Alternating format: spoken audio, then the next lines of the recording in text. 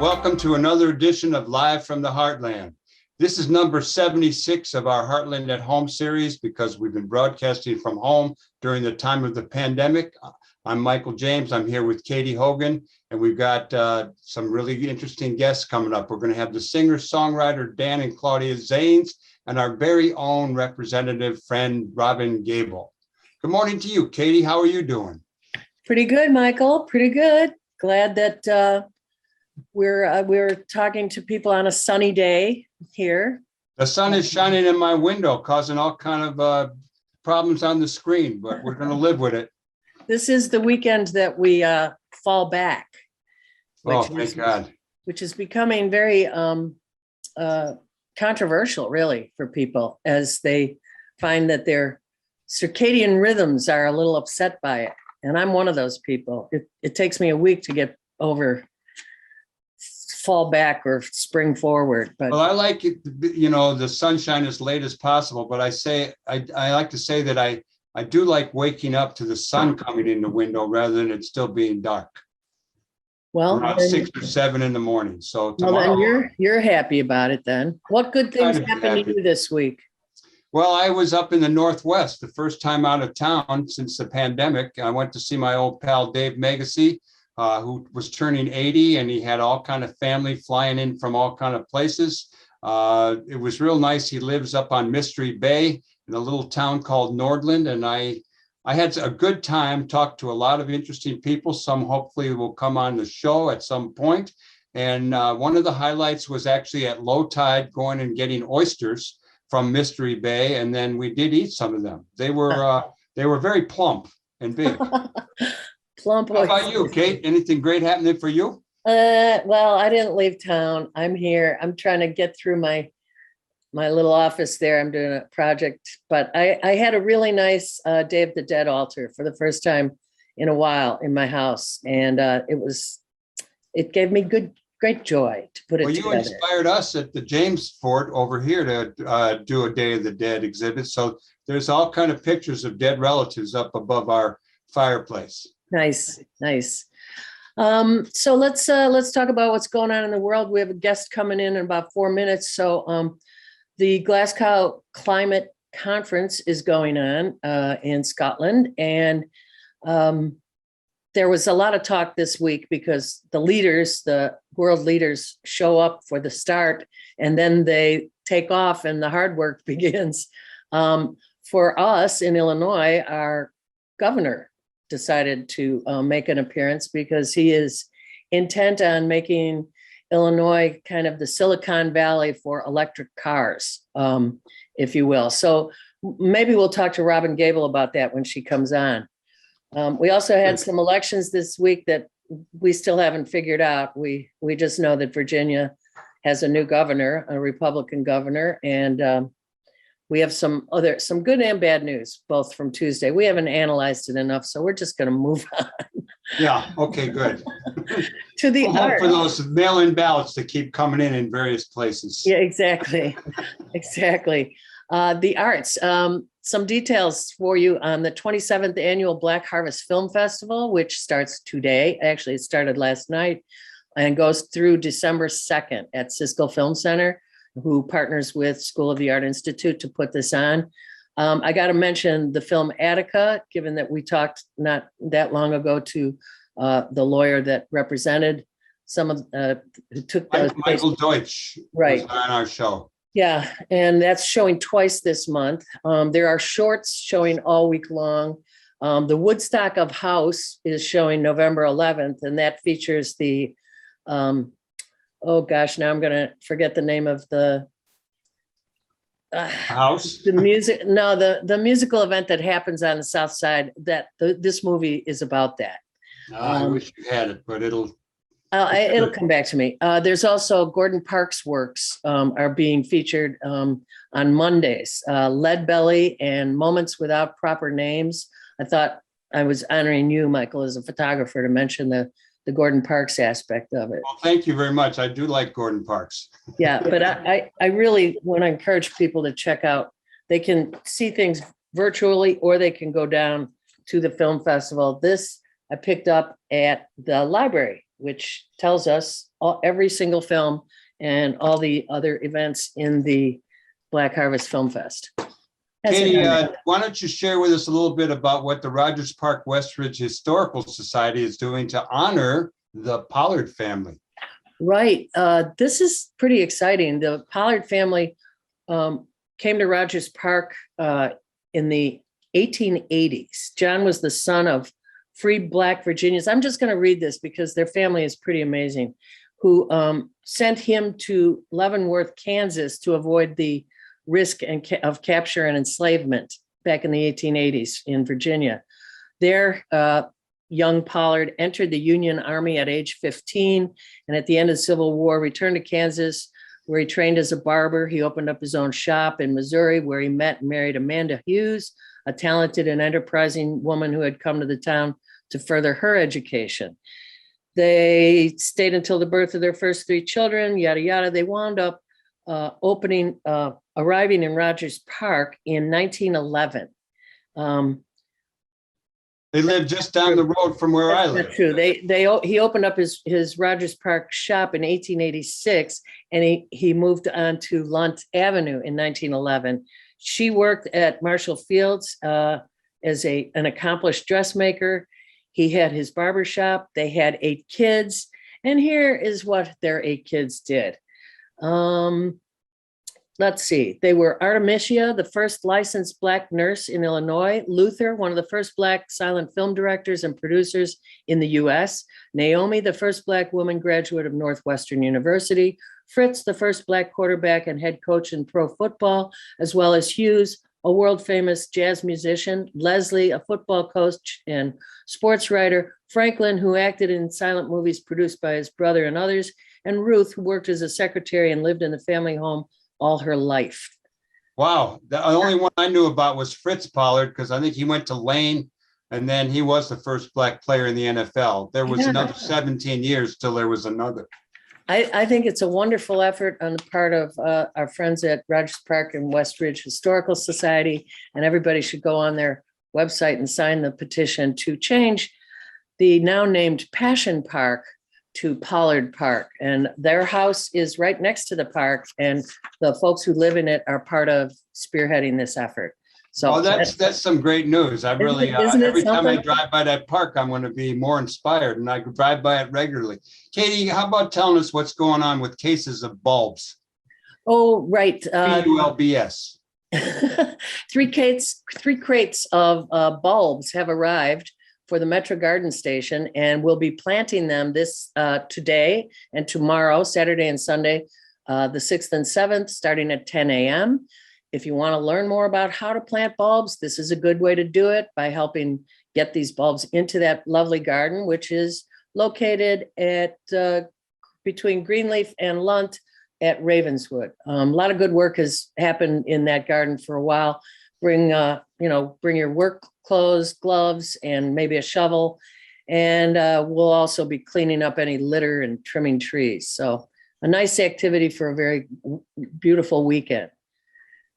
So station break time, Michael? Yeah, you are listening to Live from the Heartland, WLUW 88.7, WLUW.org, anywhere in the world. Stay tuned. We'll be right back. Are we doing a little music? We're just coming right back with Representative Gable, because she's okay. Well, that's it. Here we come. And we are back with State Representative Robin Gable, who is the representative for the area just north of where Michael and I sit, and the 18th district, right? That's your number? Correct. So you just finished a rather whirlwind veto session. So I hope you've caught up on sleep. And first, let me ask, what was your highest priority going into this veto session, and how'd it go? Yeah, I mean, I would say there were 3 bills that were particularly important to me. One was the certified professional midwives licensure, which we were able to get out of the House. It went to the Senate. There were still a few changes we needed. So I was just anxiously trying to get that bill out in veto session, and we did successfully. So we are now the 36th state, once again, not in the forefront, but we are there. of allowing a new licensure for certified professional midwives to deliver babies at home. So women now have more choices legally. There have been women who've been delivering babies at home for many years, but it has been illegal, and there's been a lot of difficulties with transferring to the hospital if something happens, and other problems. So now they'll be able to have a relationship with a hospital, with a doctor, without any complications. So we are thrilled that we were able to get that through, and the governor's committed to signing it. So Good work. Good work. What was your second and third? yeah, the other big bill was the repealing the parental notice of abortion. We just felt like that there was no reason that young women had to tell their parents before they had an abortion. There's very few women that actually don't tell their parents. Most do. And the ones that don't generally have a good reason for not telling them. Mm-hmm. Either they live in a violent home, or the father's actually the father of the baby, or there are a lot of difficulties, and they would have to go to court to go around this law. And it was very traumatic for young people, first of all, to figure out how to go to court. Secondly, to then have to, in a courtroom, explain their reason for not telling their parents, which is always traumatic, and making them relive that trauma. Right. So we are happy that we're done with that law. That's repealed. And the governor also is committed to signing that bill when he gets back from Glasgow at the COP26. So we're excited about that. Can you elaborate on the governor going to Glasgow? Sure. So he was thrilled to be able to go and bring good news to the meeting that we've passed the climate energy jobs bill just a few months ago. So he is bringing to them probably one of the most progressive legislation around the country in terms of equity, but also a true commitment to have renewable energy by 2050 and a path to getting there. So he is there. He took the Speaker of the House with him and the Senate President. They are there talking about that bill and our new electric vehicle bill that we passed, as well as looking for business in London. So I'm glad they're there, and I'm glad they're able to tout the successes that we've had here. Robin, we have I think it's a Ford plant here in Chicago. Is that where they're going to do electric cars? Is that where they do the 150 pickup truck? I saw some great reports in the past about is the world's biggest selling vehicle. As if that goes electric, that makes a big dent in changing our energy priorities. Absolutely. I mean, right now, Rivian is in Bloomington. That's probably the biggest plant that we have that's electric. But what we did was we changed made some tax breaks for them, but we also put walls up, so they'd have to pay a fair wage. We don't want to race to the bottom. And there's also equity provisions in there, so they would have to be hiring people from our BIPOC communities. So, what about it? You didn't get to your third issue. Do you? Well, the third issue was just a protection for people who, more protection that we make sure that people get vaccinated or use other mitigations to prevent the spread of COVID-19. You know, we're dealing with a worldwide pandemic. Our rates were going down, but they're still higher than they were a while ago. And the just went up this week too. And the epidemiologists predict another high wave in January, February. And already, you know, yesterday I heard about reports from Germany where they are now higher than they've ever been. Right. And I read that too. Yeah. And Europe in general is having a bad rekindling of the pandemic. Jump in and unfortunately, we follow Europe. Yeah. You know, we've been following Europe all along. So part of the problem is that they dropped their mitigations. Yeah. So we have to be clear that we need to keep up our mitigations of testing vaccination is the best. And then mask wearing and then testing. So yeah. So let's move on to Redistricting. How Yeah, about no, go ahead, redistricting? Michael. Yeah, Yeah, Illinois, as I recall, had lost a congressional seat.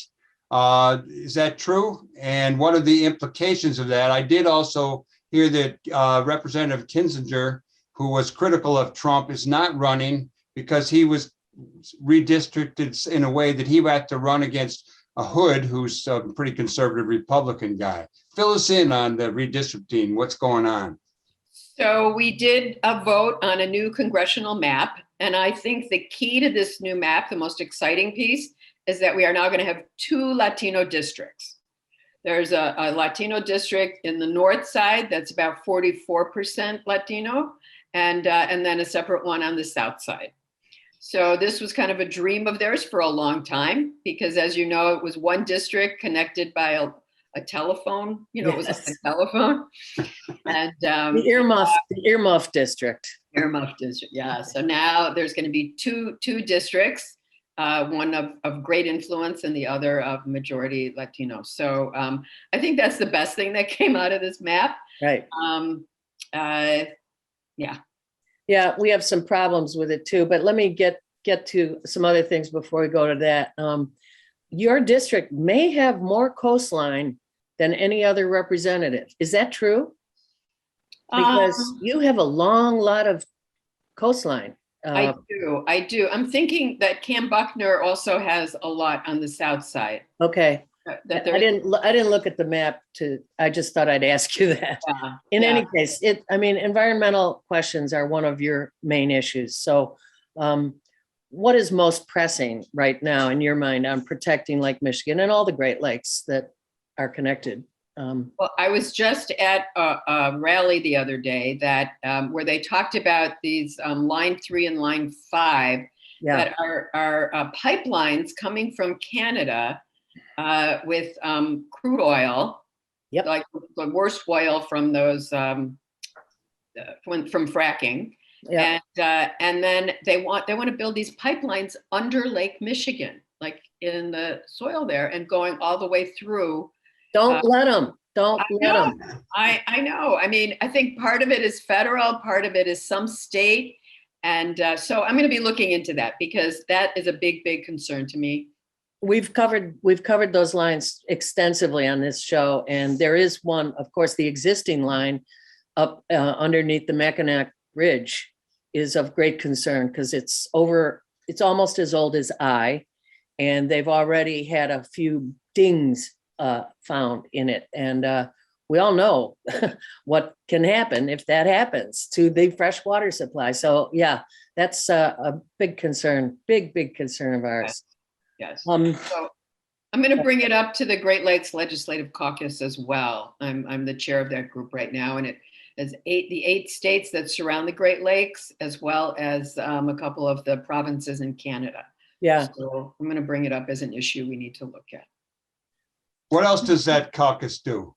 Someone give us a few points of interest. Well, yes, we have. Well, we also do model legislation for all the states. We've done one on lead pipes, lead lines. Our new project this year is going to be looking at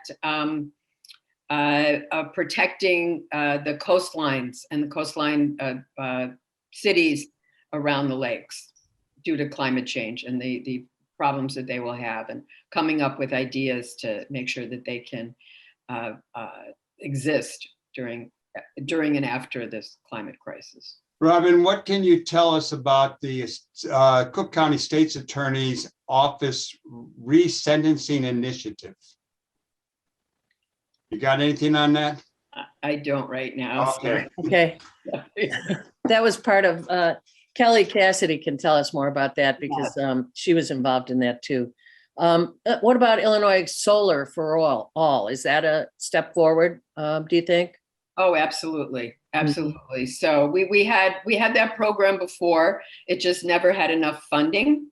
And with this new bill that we passed, we're hoping that there will be more funding there so that, it was a lottery and only a few of the applications could be funded. And now we hope that more can. This is a very aggressive approach to solar and wind because we need it. if our goal is to get rid of coal and gas and eventually nuclear, we need to very aggressively be working on these other. So how does that how does that relate to a guy like me who thinks, well, I got some sun coming in on some flat roof. Can I do solar at my house? How do I go about that? How does the state help me? So there are a number of companies that provide the service, and what they would do is come by and do an assessment of your house to see if it's worthwhile putting on a solar on your roof. Sometimes it is, sometimes it isn't. It depends on the shape of your roof. It depends on the direction that your roof, reflects the sun. So they would do an analysis. But with Solar for All, you could also buy into a company that would build these solar. So it's not just on your roof, but it would be like a solar plant, and you would be having a share of that, and that was where you would be getting your energy. I understand that there's a kind of retro, not useful aspect to the solar bill that no longer allows people to actually sell ComEd the extra energy that they build in their batteries over what they need. It used to be that you could sell it back to the local. Do you know if that's true or? I'm not sure. I'll let you know. I mean, if it was certainly slipped in. The city is not doing really. Okay, I'm sorry to ask you questions. Oh no, I mean the bill was like over 100. It was a very huge. But you read every page. I know. Every page. So you do seem to get along very well with the governor. What does he do that gets your biggest approval and support? And should we reelect him when the time comes? Well, we definitely should reelect him. I think he has a very open administration where you can always talk to his staff or him if you need to. Mm-hmm. He really meets with everyone. He invites people over to the mansion and the governor's mansion, and he calls people in for meetings. I was incredibly impressed with how he ended up dealing with the climate energy bill. He really did a great job, and his staff were excellent partners in that work. And he didn't hold grudges, because I passed a bill that he didn't like, and he kind of asked me a little too late not to run it. It was this bill around ambulances. They wanted to be cut out of managed care and put in fee for service. The department was against it. And, I passed the bill with, I think, all but one vote, and it went over to the Senate and passed with all the votes, and so it didn't come back for us to do a concurrence on it, just went straight to the governor. He ended up vetoing the bill, and then I filed to override his veto, which I was the only bill that we overrode the governor's veto on, okay? Well, that's a feather in your cap. Well, I wish I didn't have to do it, right? Right. Governor. I gotta say, I have a lot of respect for the governor. The first time I met him, he came to the Heartland, and it was during the time he was running against Jan Schakowsky for Congress. And I wasn't real friendly, but I hope to apologize to him in person someday, maybe as a guest on this show. Because I really think he's done well throughout the pandemic. And when I heard his victory speech, I was very impressed with him. And I got to say, for having doubted that this guy would make a good governor, I've been convinced otherwise. And I'm grateful for that. Good. And I agree. His the way he handled the pandemic, I think he was an incredible leader in that. So given that we're running out of time on this segment, can I just ask, are you going to take a vacation before you go back to Springfield? And how's your grandbaby? Oh, the grandbaby's great. We all dressed up as the baby shark family. You guys are so corny. She loves baby sharks. I'm like, anything for this child. Sure. So we had a great time going around as the baby. I got costumes for everyone. Mama shark, daddy shark, grandma shark, grandpa shark, and there we were. So it was fun. It was fun. Robin, I know we always tight for time, but can you share with us some of the things you would like to see happen in state government in the period of time to come? Sure. Some of the things that are dear to your heart and your mind and what you want us to know about and to try to influence others on. Thank you. I'll give you just a couple of highlights. So one thing that we are going to be working on is healthcare for all. Really looking at who's uninsured, why are they uninsured, and how can we fix this? The work we've been doing so far shows that most of the uninsured are actually eligible for Medicaid, but not enrolled. So the question is, how can we make that easier and make sure that people who are eligible are enrolled? But then there's still another population that we need to work with. So healthcare for all is one. And the second issue is I'm really looking at doing a deposit for bottles. Great. In cans if we can, because we're one of the states that doesn't have that. And that's one way to keep things recycled that need to be recycled and are not right now. So that would mean that people wouldn't be collecting cans and bottles and taking them to Michigan to make a buck? Right. They could just make a buck right here in Illinois. So, Well, what do you think the chances are of that happening? I don't think we've done it for a while, but I think that there's a lot more sentiment in the legislature for that kind of an issue. So I'm hoping it'll fly.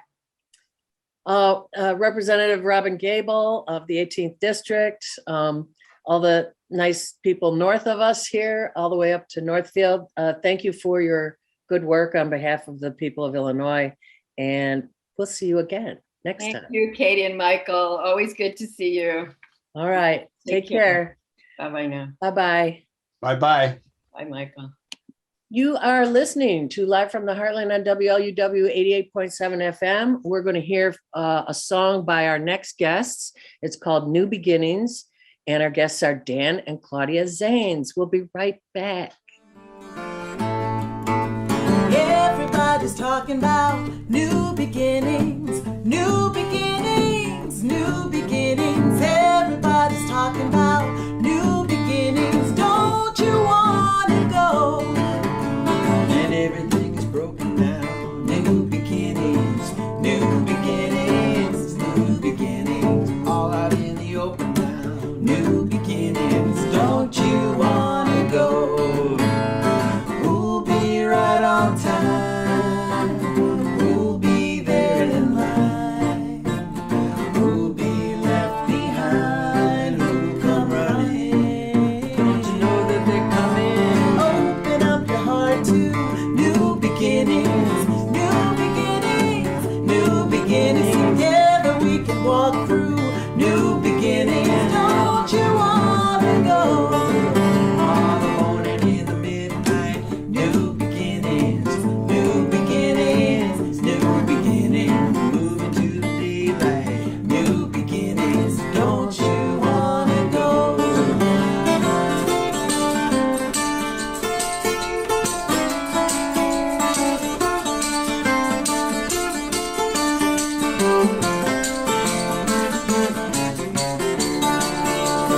We'll be right on time. Who'll be there in line? Who'll be left behind? Who'll come running? Don't you know that they're coming? Dancing to the rhythm of new beginnings, new beginnings, new beginnings. Moving to a new love, new beginnings. Don't you wanna go? All right. Beautiful music from Dan and Claudia Zanes, two artists whose paths crossed in 2016. That's right. My goodness, and you've been making music and history since. So let's start with you, Dan. Age before beauty, you know how that goes. Fair enough. You had a very full musical career prior to meeting your partner there, Claudia, including winning a Grammy, I think, and was that the first? Lynn was telling me it was the first Grammy for an individual singing children's songs. Is that right? It was the first one for an independent artist doing children's music. As opposed to, people were on major labels, and okay. the And, Elmo won a lot of them. So it was, That Elmo. I know. Well, tell us about your winning compared to Elmo. I think we were probably equally happy. It's a good feeling to win a Grammy. But you know what though? What's really a good feeling is to have a career. That's an unbelievable feeling. And the prizes are great, but it's no indication of what kind of a career you have or how you're touching people or anything like that. It's just a nice prize, but I'm grateful for that. But what I'm really grateful for is that when I played rock and roll and spent a lot of time coming through Chicago with a group called the Del Fuegos, and then played family music for 15 years. The first show that I did outside of New York was in Chicago at the Old Town School of Folk Music. And then 5 years ago, when I met Claudia, I knew right away that she was the person I've been dreaming about my whole life. And so, so that was really the significant moment for me. And our first date, we met in New York, and then at the end of the day, Claudia went back to Boston. I stayed in New York. We started talking on the phone, and a month later, we had our first date,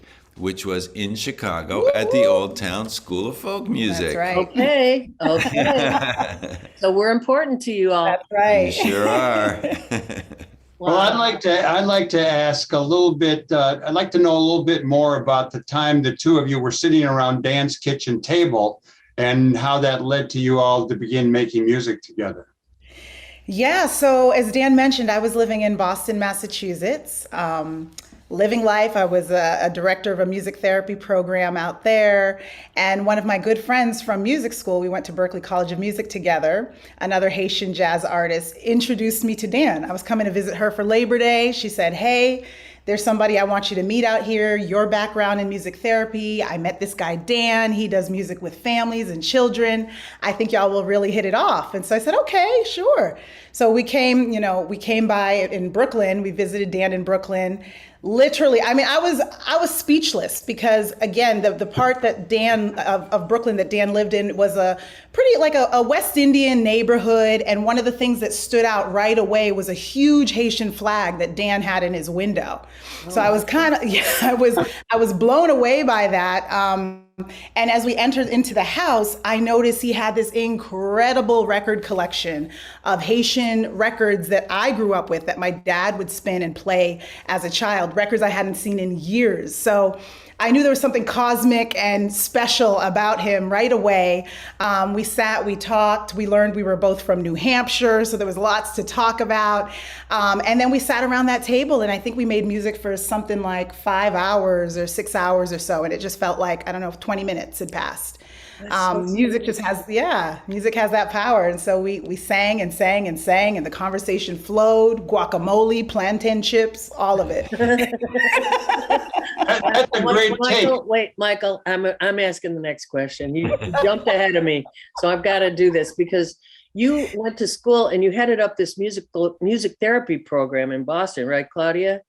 Yeah. And then what I read about you all is that you try to create these sensory-friendly concerts. So between the two, the therapy and the sensory-friendly concerts, can you tell me what does sensory-friendly concerts entail to set that up, for example? Sure. Yeah. Well, I think it's something that many presenters are looking at these days. It really is a way of opening the door wider for more people to enjoy, feel comfortable, feel included in the musical making experience. So live music making. And in particular, we're looking at venues and performance venues. So when we open the door wider, we're thinking about neurodiversity and the various ways in which people receive and express musically.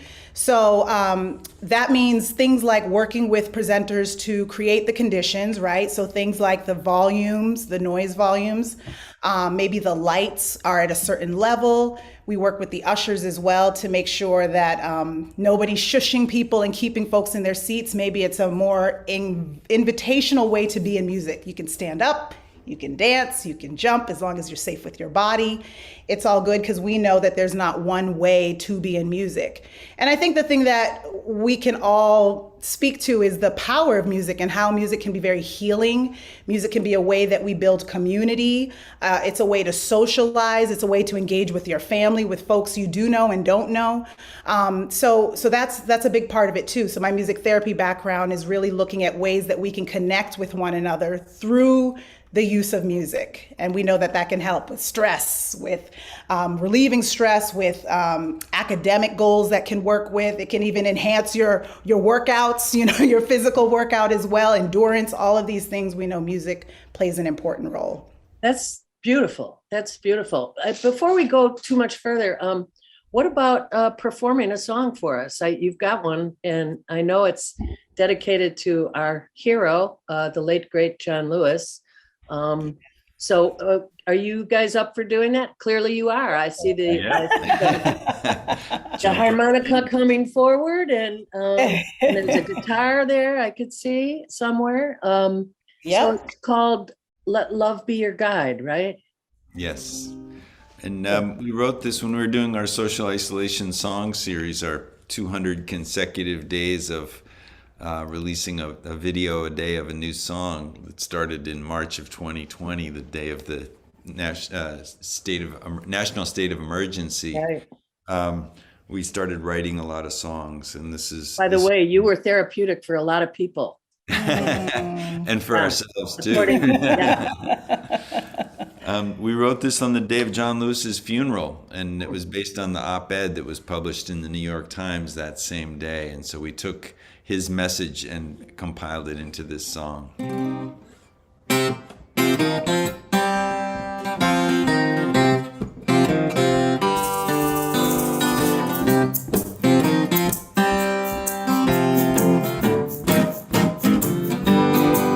Well, there's something I must tell you now. Let love be your guide. The longing of the human heart knows how to let love be your guide. Well, I stood among you and I knew. Let love be your guide. It was clear what you were here to do. Let love be your guide. Be your guide when you're weary. Be your guide when you're unsure. The winds of change are on your side. Let love be your guide. Well, history tells us this is not new. Let love be your guide. Yesterday's lessons still hold true. Let love be your guide. Hey, hey, the night there, it was deep and long. Let love be your guide. And now the air is troubled with the sweetest song.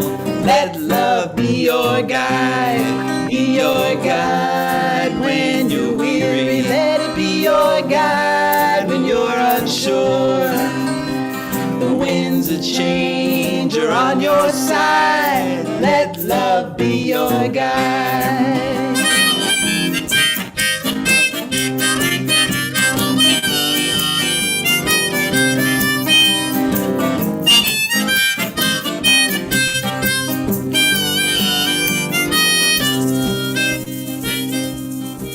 Well, I may not be with you when the day is done. Let love be your guide. But I know you'll be marching till the peace is won. Let love be your guide. Be your guide when you're weary. Be your guide when you're unsure. The winds of change are on your side. Let love be your guide. Be your guide when you're weary. Let it be your guide when you're unsure. The winds of change are on your side. Let love be your guide.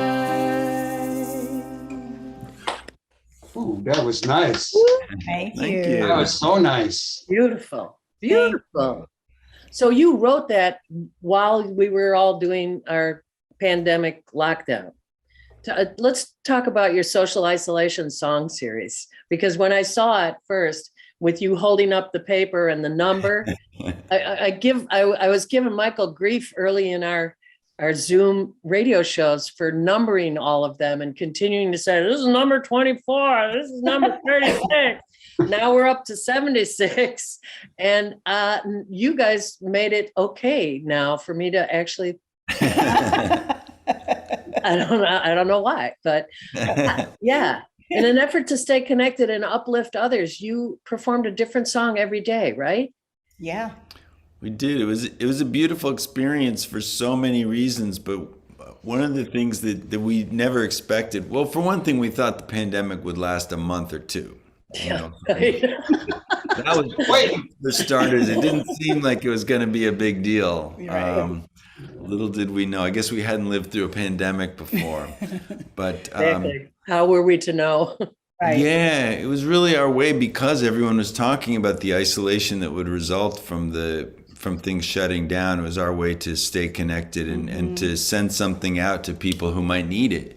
And so we were revisiting so many of the songs that were deep inside of us, the old songs, and then some of the songs that had been written along the way for the family music. But when things started heating up in the summer of 2020, we couldn't always find the song that we wanted for the occasion, and so we started writing a lot of the songs. But the interesting thing was, because we had been revisiting so many of our old songs and in different forms, we had all this music going through us, so it made it so much easier to sit and write a song. And we weren't stuck in our heads, we just knew every day we needed to show up and put something out there. So there wasn't time to say, is this good? Is this, we don't know. We just didn't even do that. We wrote from the heart and we put it out. And that was the beauty too, just being in that flow, in that rhythm. And where are they currently residing, these songs? They're in the Library of Congress Digital Archives. Mm-hmm. Duh. So, so that's pretty cool. It's amazing. Really cool. Michael, did you want to ask your Haiti question now? No, I have another question about the Kennedy Center. I understand they commissioned you two to do a theater piece for young audiences. I think it was called Night Train 57, a sensory-friendly comic folk opera. What's about that? Yeah, that was, Michael, that was another one of those beautiful moments that happened. Dan was in DC wrapping up his other record he had done with Smithsonian Folkways, Lead Belly Baby. We were just dating. I came out there to lay some vocals on some of the tracks, and we had just reached out to the Kennedy Center. We said, hey, we're in town. We'd love to do lunch. Ended up having lunch, and Betty Siegel, the woman we were talking to, she said, I'm just going to put this out here. Would you ever consider, creating something, being commissioned by the Kennedy Center to create something for young audiences? And so Dan and I had this light bulb moment. We could do a performance, we could do a concert, but how amazing would it be to create something that was sensory friendly focused? So we took to that, we took the challenge, we created a Night Train 57, and it's America's very first sensory friendly comic folk opera. And we worked with a lot of the leading experts when it comes to working with folks with neurodiversity. And we vetted it. We tried it in different spaces and with different audiences. And it was incredible. Some of the most fun work that I've ever done with Dan. It was, kid-centric, but family-centric too. Folks, again, just thinking about how we can engage folks. This particular musical was about a train that was powered by songs. So it was about getting the audience singing and engaging the whole time. And that's when the train runs off the tracks. The more that we sing and do together, the Night Train 57 takes off and goes to the moon and the stars. And then the rest of the adventure begins. A little follow-up. Can you give me a little more on neurodiversity? What that means? Yeah, it really means that we all we're all wired differently. We all think differently. We react differently.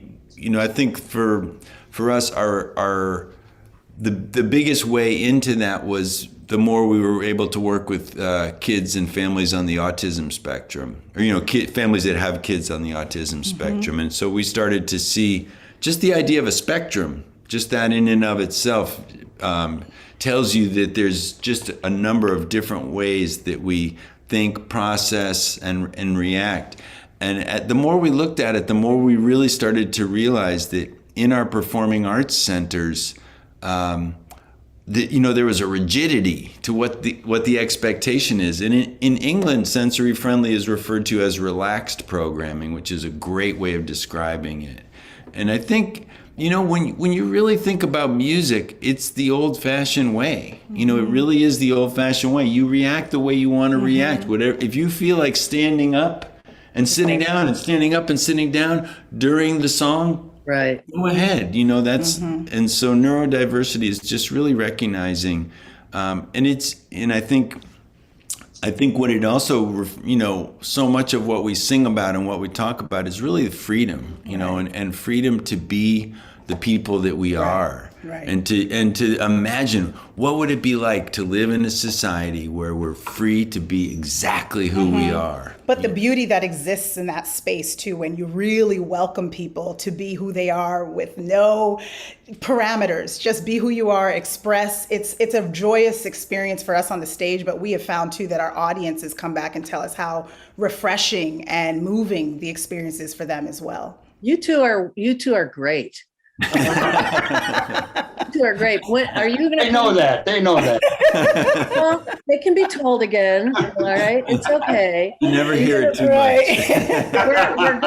We're gonna go out with a beautiful song that I can't say the title of, so you guys have to. But are you going to be in Chicago anytime soon, or do you no plans yet? No immediate plans. No, keep us posted. You keep us posted. Because we'll want to talk to you before that happens. That would be great. And you can tell Chicago has a very, very special place in our hearts. And particularly the Old Town School of Folk Music. So I could show you my guitar case. It's got an Old Town School bumper sticker on it. So yeah, we're happy to have people like you out there doing such great work. Say the name of your song, and we're gonna thank you so much for being here. Thank you for having us. So this next tune is a Haitian Creole tune called Qui l'aime après encore, which means when will I see you again? Peace and blessings, you guys. Thank you so much, Katy. It was really nice. Hope to meet you in person and not too far off. Absolutely. This was wonderful. We really All right, guys. Thank you again. All right. Thank you. Take care.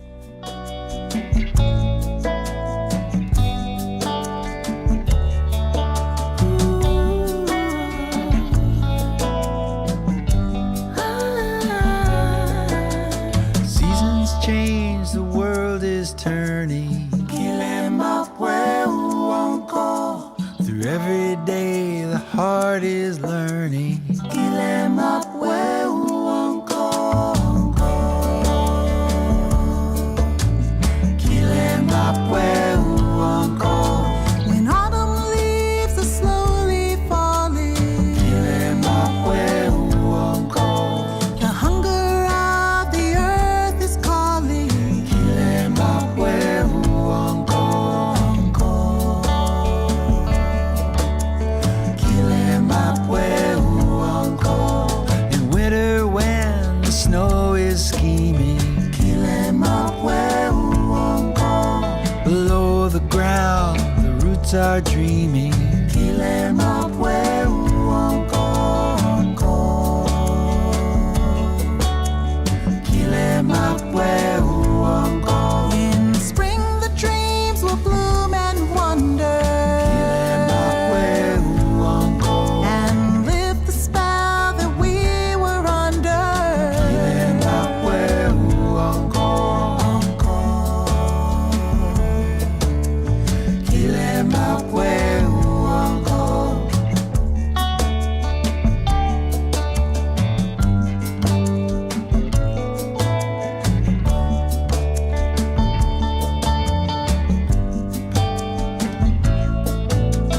Gold of summers for the spending. Qu'il aime après ou encore. That was beautiful. That was so fun talking to those two. Yeah, I liked the two of them. It was good. Oh my gosh, what a beautiful story. So just to end our our show today. If you haven't already, bring your Halloween pumpkins to compost today, Saturday, November 6th, to 6040 North Clark at the Don't Trash It, Smash It event, sponsored by Edgewater Environmental Coalition and Andersonville Chamber of Commerce. I don't know what is at 6040 North Clark. I'd tell you if I knew, but go there, find out, smash a pumpkin. I'm keeping my pumpkins. Well, you are a strange guy. Well, because no one carved them. They're just big pumpkins. We'll use them for pies and they're not too far off. Okay, good. The Metro Garden in Rogers Park between Greenleaf and Lonta at Ravenswood will be planting bulbs. We told you that today and tomorrow starting at 10 a.m. Bring a digging tool, gloves, your work clothes, yada, yada. So we're going to go out with, as we always do, with Our World by Twin Peaks and say to you, thanks for tuning in again. For over 25 years, we've brought you live from the Heartland, now Heartland at Home, broadcast every Saturday morning, 9 a.m. Central on WLUW 88.7 FM and streaming live from luw.org. We are also archived on our channel at youtube.com/heartlandmedia and on podcasts on Spotify and Google. Thanks to our Live from the Heartland team, Luis Mejia Aarons, Lynn Orman Weiss, and the great folks at LUW, including former intern Gwen Brown. All right, do good in the world. The world needs all the good that we do and that you do. All power to the people.